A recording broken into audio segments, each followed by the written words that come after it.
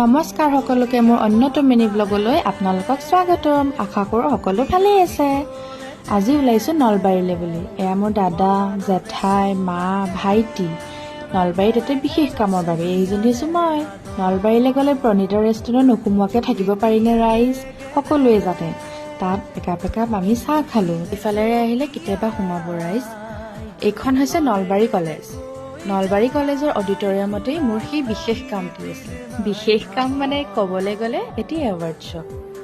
এইগৰাকী হৈছে বৰ্ণালী ডেকা বাইদেউ, DC নলবাৰী ডিষ্ট্ৰিক্ট। কি দেখিলে বাৰু ৰাইজ?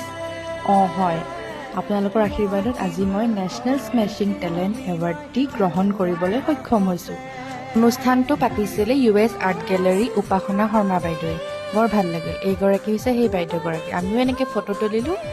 তাত এৱাৰ্ডিজখিনিক পেকেট লাঞ্চো দিছিলে, লৈ পেলাই আমি ঘৰলৈ বুলি ওলালোঁ। আগৰ ভিডিঅ'টোত আপোনালোকে মোক ঢেৰ মৰম দিলে, তাৰ বাবে অশেষ ধন্যবাদ। নেক্সট মিনি ব্লগত আকৌ লগ পাম। Bye bye.